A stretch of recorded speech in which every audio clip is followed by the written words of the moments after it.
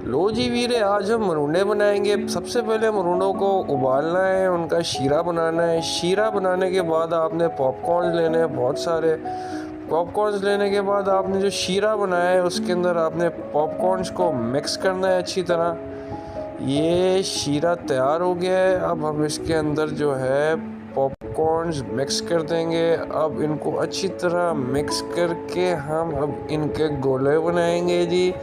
इन गोलों का नाम रखा है हमने मरूंडे।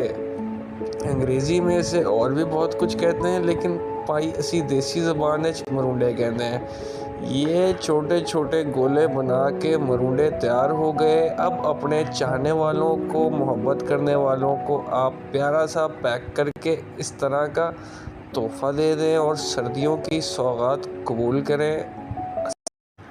लो जी वीरे, आज हम मरूंडे बनाएंगे। सबसे पहले